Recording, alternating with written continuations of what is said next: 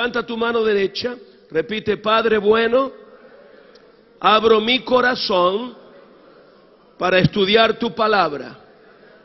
Desafía mi alma, mi mente, mi ser entero. Quiero servirte y ganar al mundo para tu reino, en el nombre de Jesús. Pueden decir amén. Vamos a Jeremías, capítulo 4, verso 19. Corta la palabra, patética la declaración. Jeremías capítulo 4, versículo 19. Mis entrañas, me duelen las fibras de mi corazón.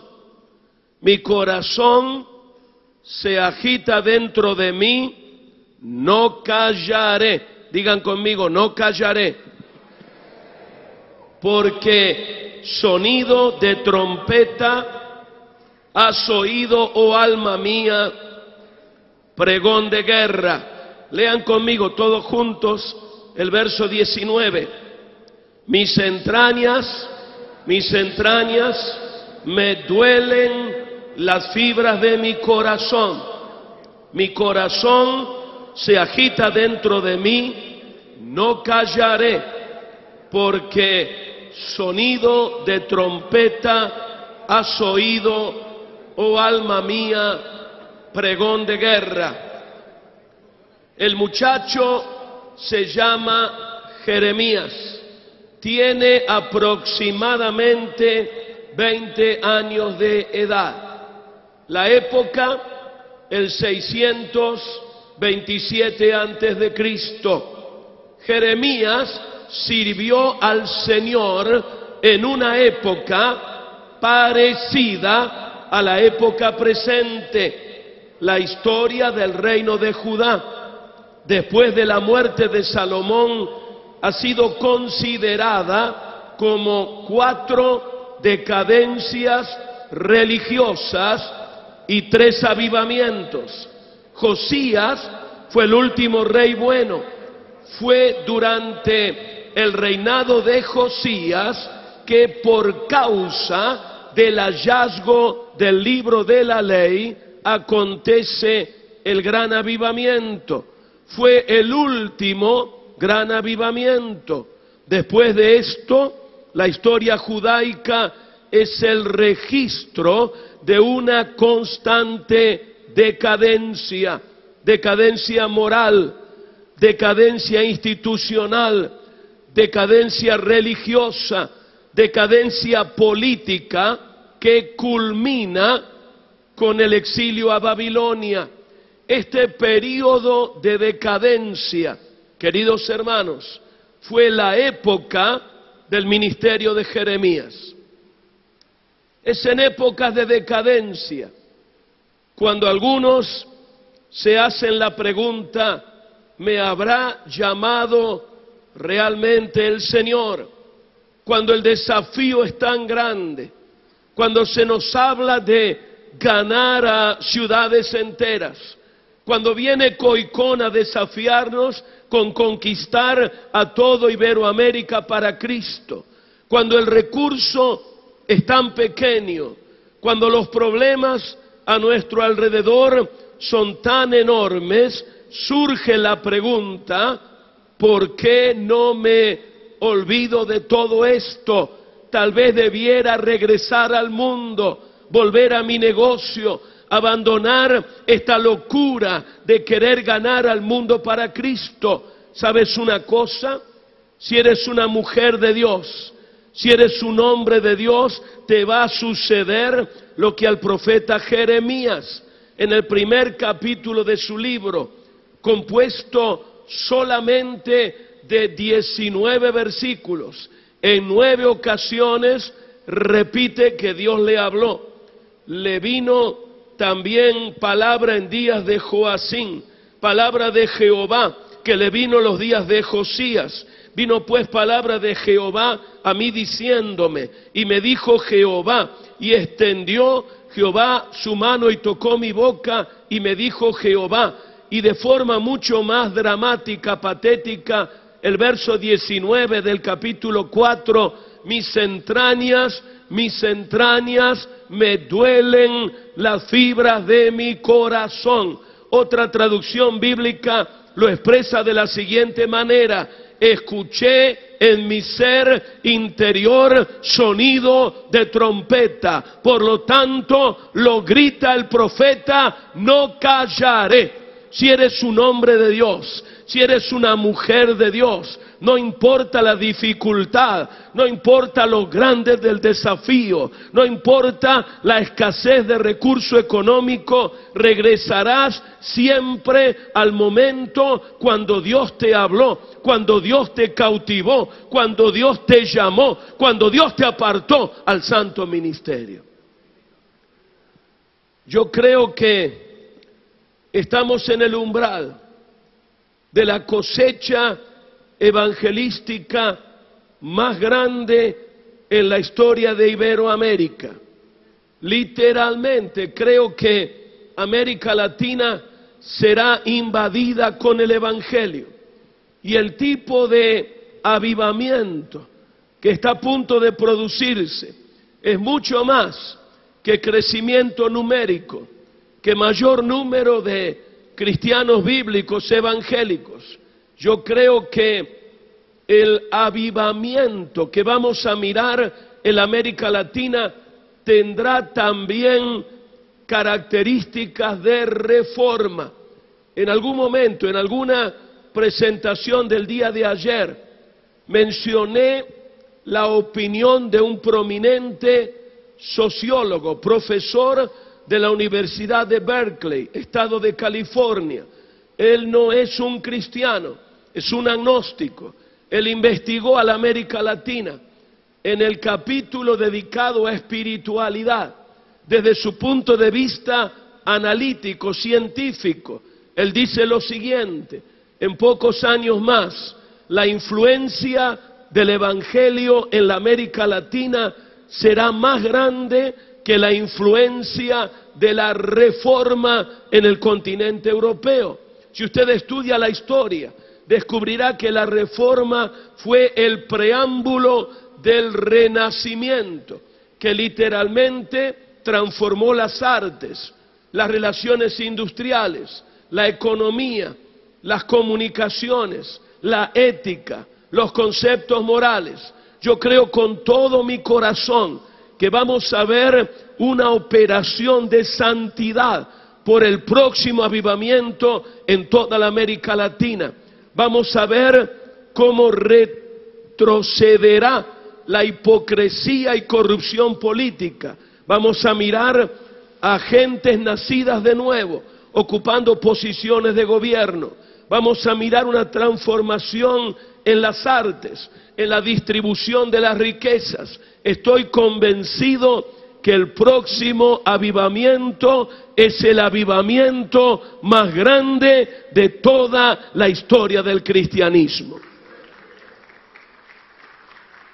Pero me pregunto, ¿qué tipo de líder necesitamos para envolverse en esta operación del reino de Dios?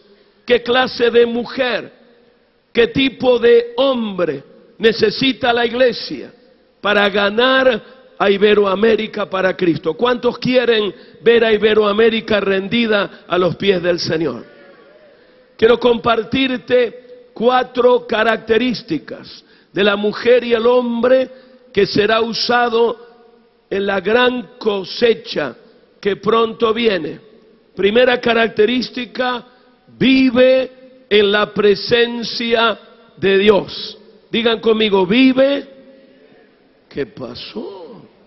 ¿No tomaron café esta mañana? Fuerte, vive en la presencia de Dios.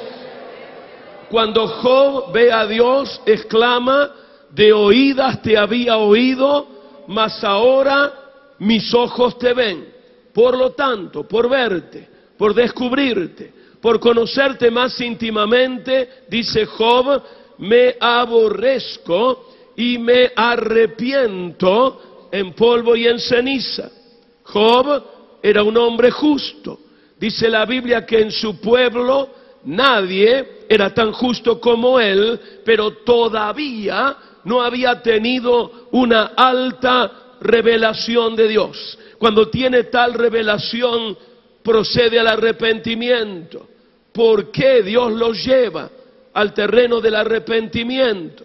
¿Será que Dios lo quiere apretar, maltratar, empujar, castigar? De ninguna manera. El plan de Dios es llevarnos de gloria en gloria, de victoria en victoria.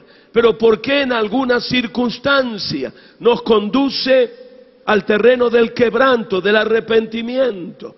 En el caso de Job, para darle una revelación que Job no tenía todavía, para que Job fuera lleno de la gloria de Dios y luego llevara esa gloria a los demás.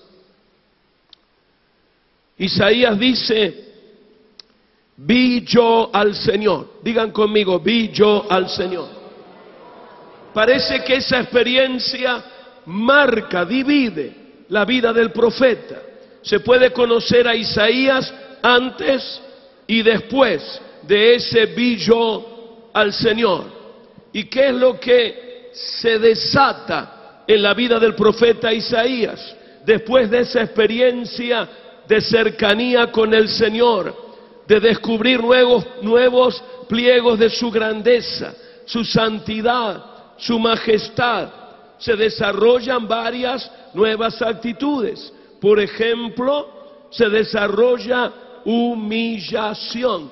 Ay de mí, Señor, la gente puede creerme el gran líder, el gran profeta, el gran predicador, pero delante de ti que me conoces íntimamente, que conoces mi soberbia, que conoces mis apetitos carnales, ay de mí, Señor. También se desarrolla en el profeta una nueva disposición. Digan conmigo: disposición. Delante de ti no puedo mantener ninguna puerta cerrada, no puedo esconder ninguna llave. Heme aquí, Señor, tú eres mi máxima autoridad, envíame a mí. Jeremías oye a Dios. ¿Y cuál es la reacción del profeta Jeremías? Capítulo 1, verso número 6.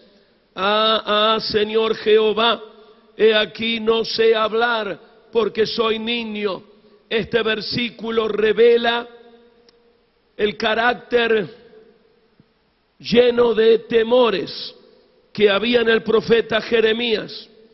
Este versículo revela sus emociones variables, reacias a la voluntad de Dios. Pero ¿qué le sucede por estar en su presencia? Verso número 7. Y me dijo Jehová: no digas soy un niño, porque a todo lo que te envíe irás tú, y dirás todo lo que te mande. No temas delante de ellos, porque contigo estoy para librarte, dice Jehová. Y extendió Jehová su mano y tocó mi boca, y me dijo Jehová: he aquí he puesto mis palabras en tu boca. Mira que te he puesto en este día sobre naciones, sobre reinos, para arrancar, para destruir, para arruinar, para derribar, para edificar y para plantar. Más adelante en el capítulo, Dios le muestra a su siervo las fuerzas enemigas del norte, viniendo como caldera hirviendo en contra del pueblo de Dios, frente al peligro, frente a la adversidad, frente al tremendo desafío. Dios le dice lo siguiente, verso 17: tú pues, ciñe tus lomos, levántate, háblales todo cuanto te mande, no temas delante de ellos, para que no te haga yo quebrantar delante de ellos. Porque aquí que yo te he puesto en este día como ciudad fortificada, como columna de hierro, como muro de bronce, contra toda esta tierra los reyes de Judá sus príncipes, sus sacerdotes y el pueblo de la tierra, y pelearán contra ti, pero no te vencerán, porque yo estoy contigo, dice Jehová, para librarte. Déjame dedicarte este versículo. Mejor dicho, Dios te lo dedica personalmente, individualmente y corporativamente, como iglesia en Guatemala, en Costa Rica, en El Salvador, en Colombia, en Chile, en Argentina, en Perú, como iglesia de toda Iberoamérica. Dios te dice: no te constituí como pueblito desprotegido. Iglesia mía de América Latina, yo te fundé como ciudad fortificada. Yo no te edifiqué como palo de madera maltratada por la lluvia y el tiempo. Yo te constituí como muro de bronce. Yo no te edifiqué como pared de barro destruido por la tempestad. Yo te edifiqué como muro de bronce. Iglesia mía de América Latina, pelearán contra ti, pero no te vencerán, porque yo, dice Jehová, estoy contigo para librarte. ¿Qué diferencia por vivir en la presencia de Dios? Los desafíos son enormes. Dios levantó a Coicón en Iberoamérica para desafiarnos a ganar a toda Iberoamérica para Cristo. La primera condición para ser aceptables en este plan divino sobrenatural del Padre es que vivamos en el poder de su presencia, no en el poder de nuestra inteligencia, no en el poder de nuestro carisma, no en el poder de la historia de nuestra denominación, sino en el poder de la presencia del Dios Santo y Todopoderoso. Me encanta Juan y el primer capítulo de su Apocalipsis. Cuando le vi, digan conmigo, cuando le vi. Juan dice: cuando le vi, caí como muerto a sus pies. No estoy haciendo una apología de caernos, pero qué actitud tan inocente, tan pura. Juan el apóstol, Juan el doctor, Juan que fue íntimo en el círculo más íntimo del maestro. Juan que escribió algunas de las cartas pastorales más profundas, más llenas de carne teológica. Juan que escuchó el palpitar del corazón del Señor. Juan dice: cuando le vi, era tan grande su majestad, su belleza, su hermosura, que no pude permanecer de pie, caí como muerto delante de su santidad. Iglesia de América Latina, tendremos que vivir continuamente, permanentemente, a los pies del Señor. Claro que estamos en el umbral del avivamiento más grande. No tengo dudas que América Latina experimentará una reforma, una transformación radical por efecto del Evangelio. Pero para que seamos parte, en primer término, tendremos que vivir como muertos a los pies del Señor, muertos para nuestros apetitos, muertos para nuestra agenda, muertos para nuestros deseos personales, vivos únicamente para gloria del Padre, del Hijo y del Espíritu Santo. Segunda característica: la mujer, el hombre que será usado para ganar Iberoamérica, camina en integridad. Digan conmigo: camina en integridad. Yo quiero que lo repitamos mucho más fuerte: camina en integridad. Proverbios dice lo siguiente: el que camina en integridad anda confiado, mas el que pervierte su camino será quebrantado. Y el texto clásico en el libro de Números sobre este asunto: sabed que vuestro pecado os alcanzará. Es imposible negociar con Dios en esto de la integridad. Podemos torcer la mente de Dios, cambiar el rumbo de su voluntad a través de la oración, pero no hay negociación en esto de la integridad. Me gustaría contar algunos testimonios. Como aquí no hay oídos vírgenes, voy a contarlos con toda claridad. El primer testimonio lo denomino el predicador hipócrita que fue descubierto. No lo podíamos creer. Era un gran predicador. Comenzó a viajar a pesar de ser muy joven por toda América Latina.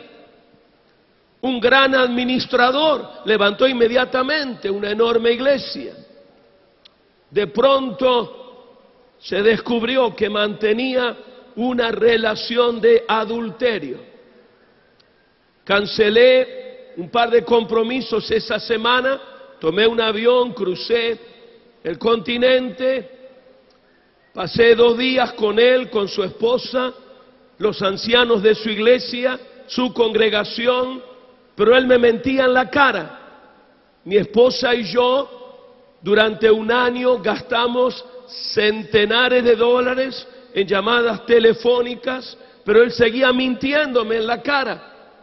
El clásico hipócrita que crea su misma mentira, pero toda hipocresía será sacada a la luz. Segunda historia, la denomino el predicador tonto, que creyó que a él nunca le iba a suceder. Me recibió en el aeropuerto de su ciudad. Cuando salíamos del área de parking, estacionó su automóvil y me dijo: Alberto, tengo que contarte algo antes que vayas al púlpito. Quiero que sepas algo. Nunca creí que me sucedería a mí. Jamás había tenido tentación en esa área de mi vida. Pero había en la iglesia una mujer un tanto pegajosa. ¿Se entiende esa palabra? Poco pegajosa. No la tomé en cuenta, pero una mañana yo estaba en la oficina, no había nadie en todo el edificio de la iglesia. Ella llegó, entró a mi oficina, se quitó su vestido, adulteramos, me levanté como loco, fui a mi casa, le confesé a mi esposa, a mis hijos. El siguiente domingo renuncié al pastorado. Para hacer la historia larga corta, Dios lo restauró. Es un hombre de Dios realmente, pasó años de crisis, pero Dios lo restauró. Lo que quiero destacarte en esta mañana es que él bajó la guardia, se descuidó, fue tonto, pensó que no tenía problemas en esa área de su vida y Satanás lo derribó, lo tiró a la lona, lo noqueó. Cuidado con descuidarnos en nuestra vida moral, en nuestra ética, en nuestro compromiso de caminar en integridad con el Señor y frente a todos los hombres. La tercera historia la denomino el predicador que, conociendo su fragilidad humana, dependió de la gracia de Dios. La historia nos la contó su hija. Él es probablemente el evangelista que ha hablado a más personas en toda la historia del cristianismo. Cuando sucedieron los malos testimonios de los televangelistas, la hija llamó a casa de sus padres, quería conocer la opinión de su papá. Salió al teléfono la madre y le preguntó: ¿es muy urgente tu deseo de hablar con papá? No, dijo ella, solo quiero saber la opinión que tiene de los escándalos que acaban de suceder. Y la madre le dijo lo siguiente: si no es muy urgente, no lo voy a llamar, porque desde hace 2 días, desde que se enteró de los malos testimonios, no ha salido del cuarto, está cara al suelo, sobre el piso, la carpeta. solo escucho un gemido, no ha tomado agua, no ha recibido alimentos, solo escucho un gemido diciendo, Señor, si voy a hacer escándalo a tu pueblo, antes llévame a tu presencia. El primero, un hipócrita. Escúchame, por favor, compañero de ministerio, no hay hipocresía que no será sacada a la luz. Cuando Pablo dice a los efesios que tenemos que ser sinceros y sin mancha, en griego está diciendo lo siguiente, está indicando que un día estaremos parados sobre una colina totalmente desnudos, rodeados de millones de seres humanos, penetrados por la luz del sol. No habrá nada oculto que no será sacado a la luz. El segundo, el testimonio de un hombre bueno realmente, pero se descuidó, bajó la guardia. No podemos descuidar de ninguna manera nuestra vida moral. El tercero, el predicador que, siendo tan famoso, de alcance tan grande, tan vasto, su ministerio, sin embargo, como un niñito, dependió de la gracia del Señor. Esto de la integridad, compañeros de ministerio, es algo vital. Si la Iglesia de América Latina no lo toma en cuenta, no lo tomamos en cuenta, podríamos perder ser parte del próximo avivamiento.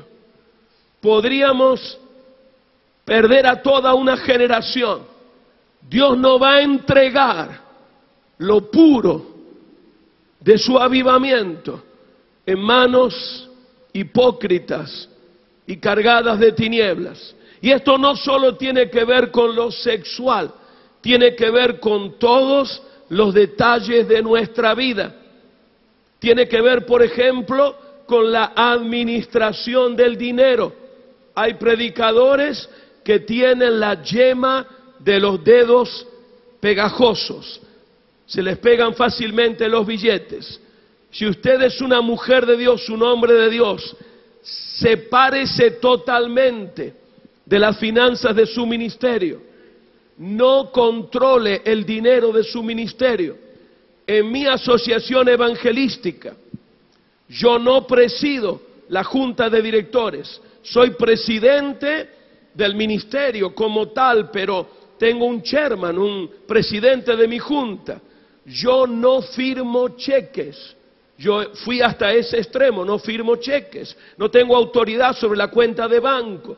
Tengan mucho cuidado, que el mundo jamás le puede señalar a usted que su testimonio sea intachable para gloria de Dios. El salmista dice lo siguiente: mas yo andaré en mi integridad. Me da pena, pero me parece que el salmista está golpeando su pecho. Yo andaré en mi integridad, pero algo lo ilumina, algo viene sobre el corazón, la mente del salmista, porque agrega: redímeme y ten misericordia de mí. Dios podrá tolerar nuestra ineficiencia.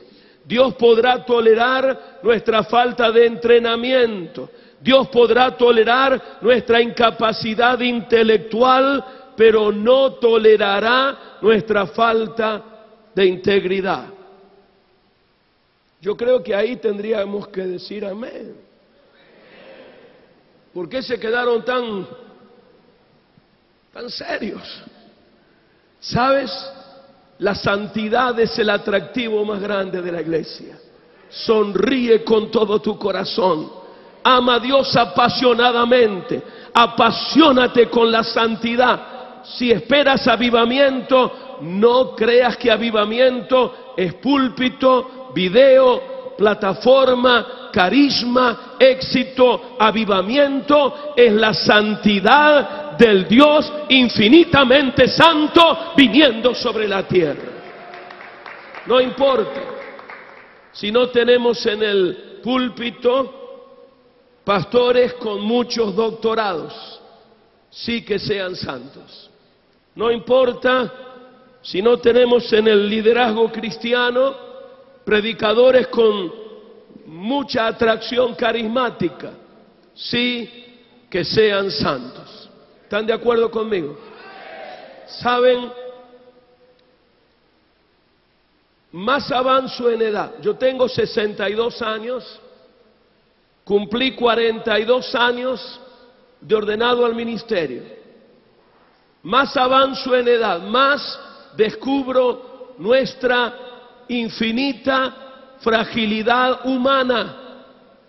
Tengamos mucho cuidado, muchachos. El ministerio es lo más santo de la vida.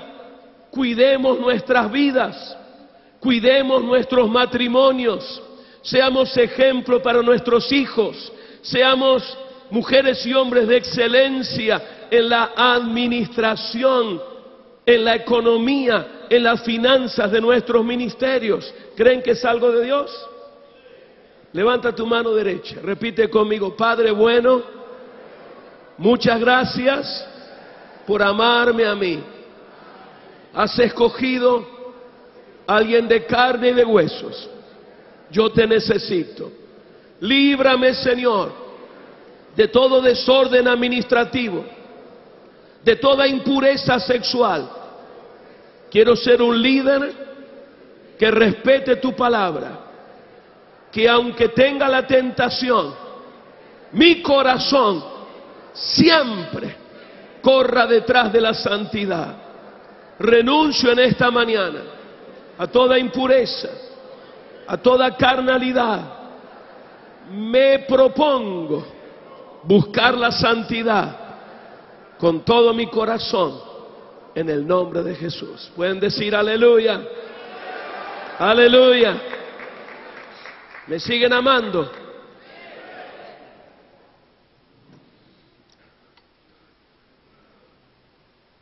Todas las cosas lindas para mí, todas las quejas se las dan a Juan Carlos Muñoz. Tercera característica, ¿seguimos? Seguimos adelante. Quieren avivamiento, quieren ganar a las ciudades para Cristo, a cualquier costo. ¿Están seguros? ¿Están realmente seguros?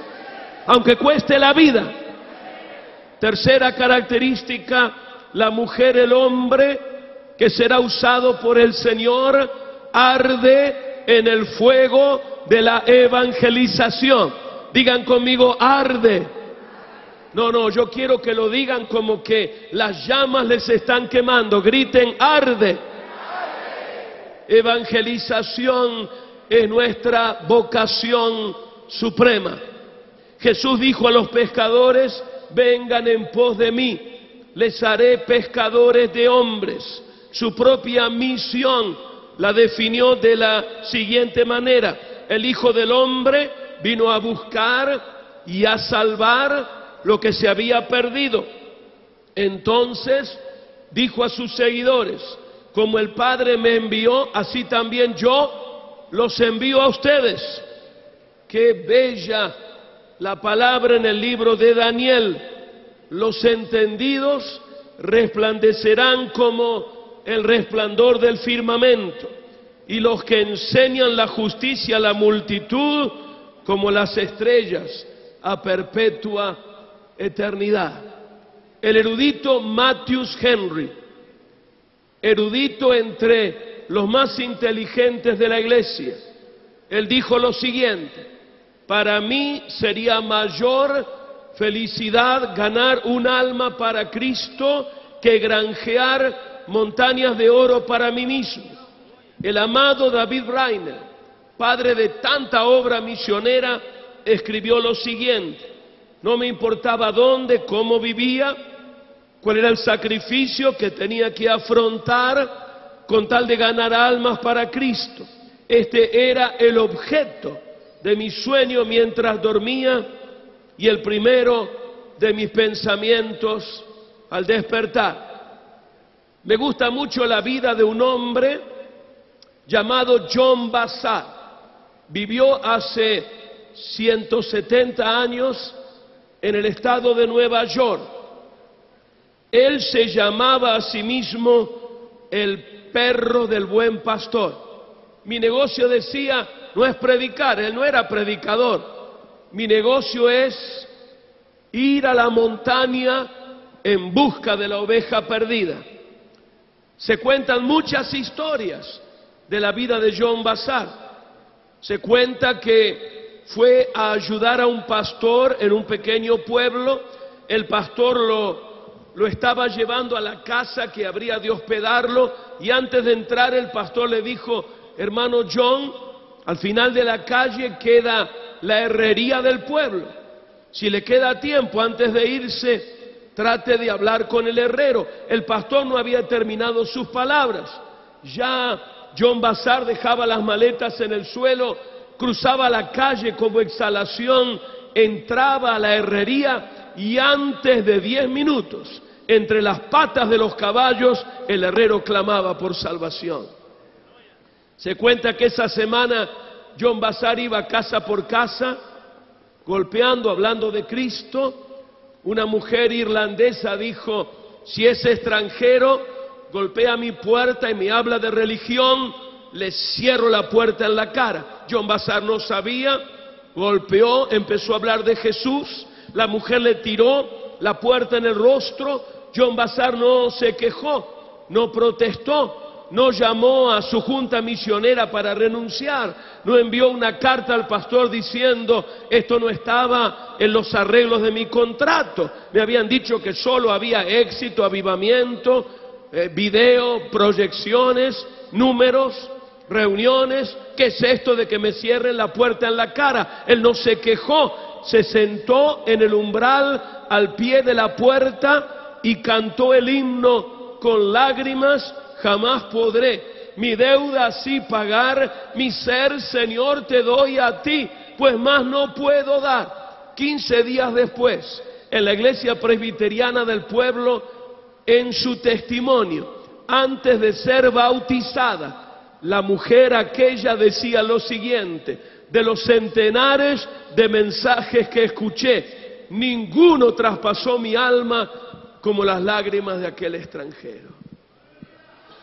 Se cuenta que John Vassar estaba en Boston, entró a un hotel muy lujoso y en el centro del lobby del hotel vio a una mujer sola. Se le acercó, le habló de Cristo. Al rato llegó el marido de la mujer y le preguntó: ¿qué hablabas con ese extraño? La señora dijo: me preguntó si yo estaba segura de mi salvación, si Cristo vivía en mi corazón. El marido, molesto, soberbio, agregó: le habrás dicho que ¿qué le importaba? Y la señora agregó lo siguiente: si hubieras visto su rostro, si hubieras escuchado su voz, te hubieras dado cuenta que sí, le importaba. ¿Te importa la gente de América Latina? No te pregunto por la gente que ya el domingo está en tu iglesia, sino la maestra de tus hijos,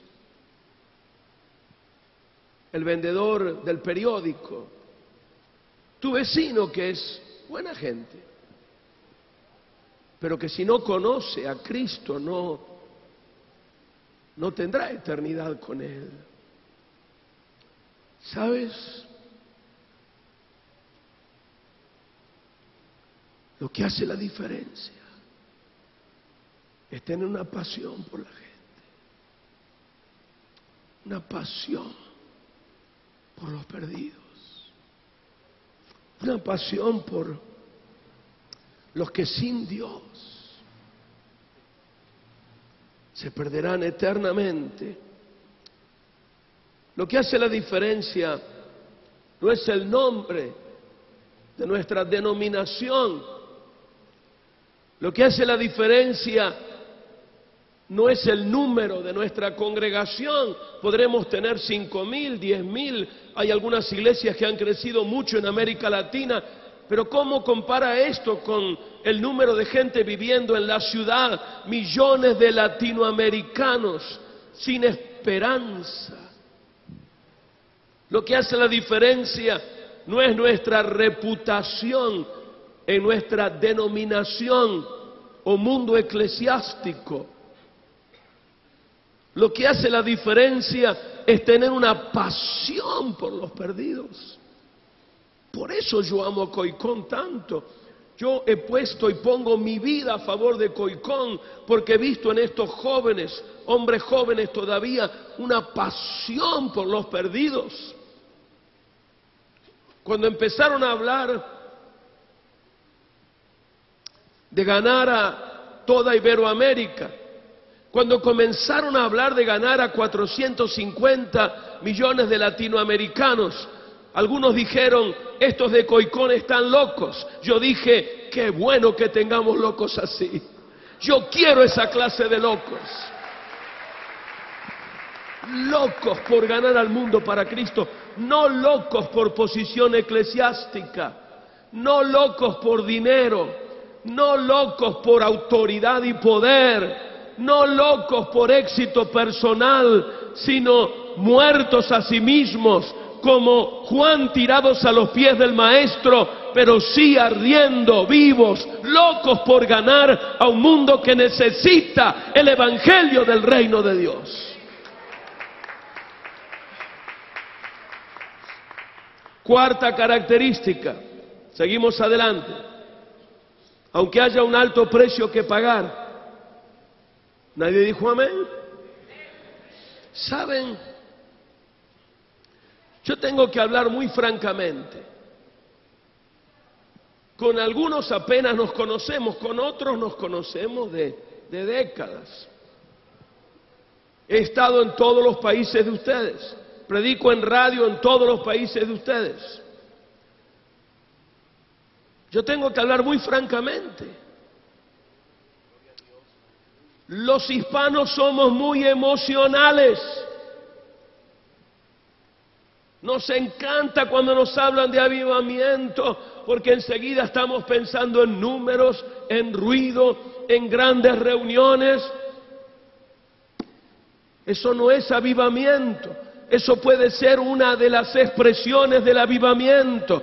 El avivamiento del cual habla este libro de Dios tiene que ver con la penetración de la santidad divina a toda la tierra, el rescate de lo que fue creado para alabarlo a Él, pero le dio la espalda a Él. Avivamiento bíblico tiene que ver con un mundo que se retracta de su rebeldía y vuelve a la santidad del Padre. Y avivamiento siempre tendrá que ver con pagar un precio radical para que suceda.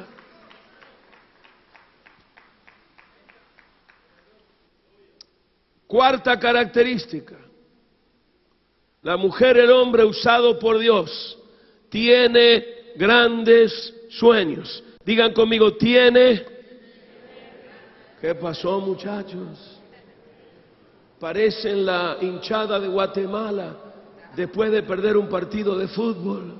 Fuerte, tiene grandes sueños. Yo creo que la visión de muchos líderes, no voy a usar ironía de ninguna manera, pero creo que la visión de muchos líderes es que el local de la iglesia se llene el día domingo, que haya suficiente dinero para cubrir el presupuesto y hasta la próxima semana. No me extraña que allí afuera haya tanta decadencia. Salomón dice, sin visión, sin revelación, sin sueños, el pueblo perece. Otra traducción bíblica lo expresa de la siguiente manera: sin visión, sin revelación, sin sueños, el pueblo se desenfrena.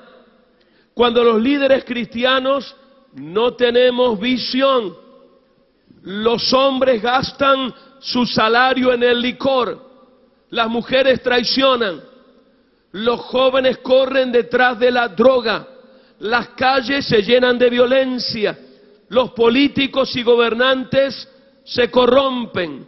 Cuando no hay visión en la iglesia, allí afuera el pueblo se desenfrena. El problema no está en la izquierda o en la derecha política. El problema está en la debilidad de la iglesia.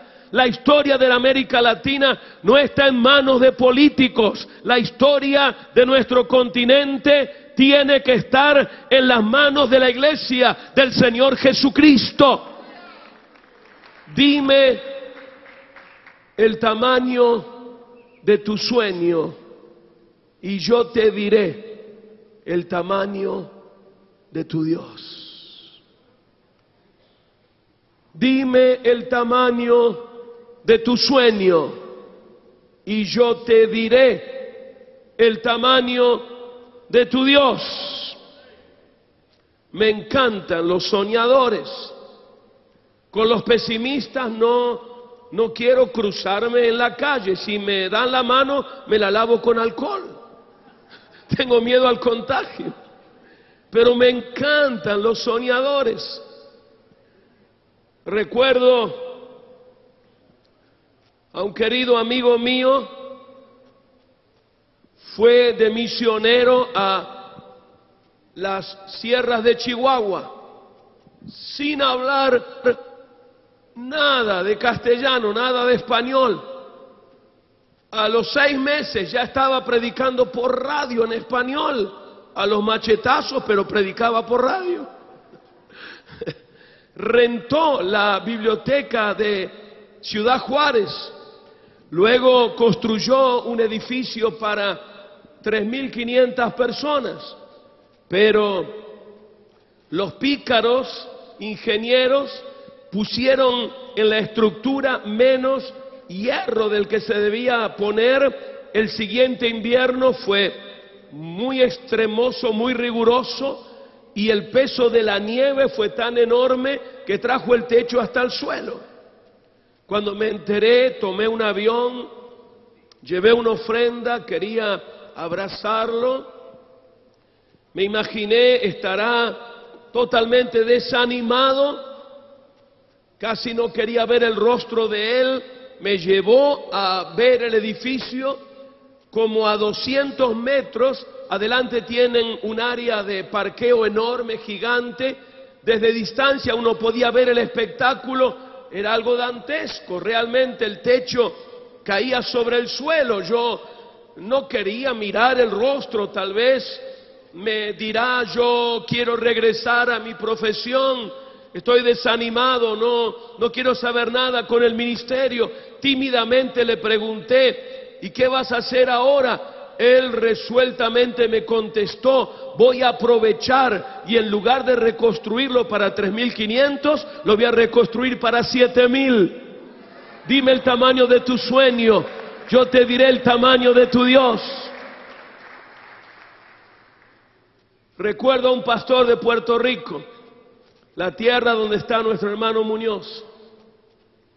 Bajito, chiquito, feo. No le digan cuando lo vean en el cielo que le dije feo. Tan feo que nadie lo invitaba a predicar. Él estaba estudiando en el seminario de su denominación cuando escuchó que la misión que tenían en la ciudad de Carolina la iban a cerrar. Enviaban predicadores y nadie tenía éxito. A él nadie lo invitaba por feo que era. Y dijo, yo voy allí, envíenme a mí, denme en un mes, a ver si puedo hacer algo. Se convirtió en el ministerio de toda su vida. Es hoy tal vez una de las iglesias más grandes, no solo de Puerto Rico, sino del Caribe. 2 emisoras de radio, escuela de música, una influencia poderosa en todo el país. Recuerdo hace muchos años, tal vez 20 años atrás, prediqué un domingo en la mañana en su iglesia. Tenían más de 5.000 en la escuela dominical. Recuerdo que fuimos a comer a la casa de él después del servicio y entre las personas invitadas estaba una muchacha de la ciudad de Nueva York que había ido de vacaciones a Puerto Rico, se entregó a Cristo en la reunión y el pastor la invitó a su casa. Estaban ellos hablando y de pronto escuché que el pastor le dijo: ahora que te convertiste, tu próximo paso es... Yo paré mi oreja, ¿qué le va a decir? Él es mi modelo de pastor, fue uno de mis héroes, realmente lo amé entrañablemente, murió ya hace muchos años. ¿Qué le dirá? Tal vez le va a decir: ahora que te convertiste, tu próximo paso es ir a clase de catecúmenos. O ahora que te convertiste, tu próximo paso es estudiar estos libros de doctrina. Él le dijo lo siguiente: ahora que te convertiste, tu próximo paso es tener un gran sueño de servir a Dios. Luego traer tu sueño a los pies de la cruz del Calvario para que Él te lo santifique. Luego trabajar con Dios hasta que tu sueño sea hecho una realidad. ¿Habrá un sueño en tu corazón? Claro, sí, quiero construir un templo grande. ¿Y qué más? Bueno, quiero enviar misioneros a España. ¡Qué bien! ¿Y qué más? Y me gustaría enviar a mis hijos a una buena universidad. ¡Qué bien! ¿Y qué más? Y bueno, me gustaría comprarme un carro nuevo. ¡Qué bueno! ¿Y qué más? Y no sé qué más. Tal vez ese es tu problema. No sabes qué más. Has tenido una perspectiva demasiado doméstica de tu vida y de tu ministerio y has mirado a tu iglesia, a tu ministerio, tu denominación como que fuera todo el mundo. Y el Espíritu Santo te está diciendo: te llamé para mucho más.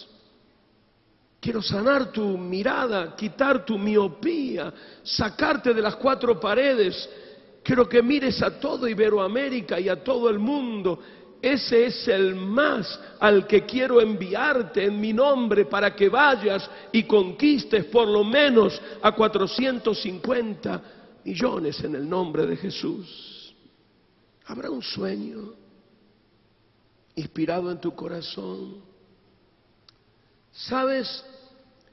A veces hablo con mis compañeros, con quienes estudié en el seminario hace 40 años. Su único tema es el retiro, la jubilación. Me avergüenzo. ¿Sabes? Después de 42 años de ministerio, me siento como que estoy empezando en esta mañana. Siento como que hoy Dios me salvó. Hace un rato el Espíritu Santo me llamó. Es nuestro tiempo, América Latina. Es nuestro día, el día más grande. Un día le tocó a Inglaterra, un día le tocó a Escocia, un día le tocó a Estados Unidos, a Canadá, recientemente a Corea. Hoy le toca a América Latina. Es nuestro día de avivamiento. Borden de Yale lo sacrificó todo para ir a China como misionero. Llegó hasta Egipto y murió en el Cairo de meningitis cerebral. De este hombre de Dios se escribió lo siguiente: se entregó sin reserva, sin retroceso y sin lamentos. América Latina nos está esperando. Qué bueno que fuiste fiel en decirle sí al Señor y estás pastoreando una iglesia o trabajando en un programa de radio, de televisión, envuelto en algún ministerio y tuviste el atrevimiento de venir este año a Coicón. Y en lugar de regresar con tranquilidad, Dios te está estremeciendo y te está diciendo: quiero quitarte tu tranquilidad, voy a poner en ti una intranquilidad permanente, tengo mucho más para que hagas, quiero enviarte más allá de las 4 paredes de tu ministerio, quiero que vayas al mundo, y no solo a la América Latina, sino a toda la tierra, y ganes al mundo en el nombre del Señor. Y recordemos, si lo vamos a lograr, por la misericordia de Dios, número 1, tenemos que vivir en la presencia de Dios. Digan conmigo: vivir en la presencia de Dios. Esto quiere decir no vivir en mi habilidad, mi talento, mi poder, mi carisma, renunciar a todo ello, dejarlo a un costado como nada, como basura, decía el apóstol Pablo, y depender únicamente de Él, su gracia, su poder, su autoridad, su santidad, su majestad, su potencia. Alabado sea su nombre. Número 2, tenemos que caminar en integridad. Digan conmigo: caminar en integridad. No quiero decir perfección. La perfección la encontraremos en el reino de los cielos.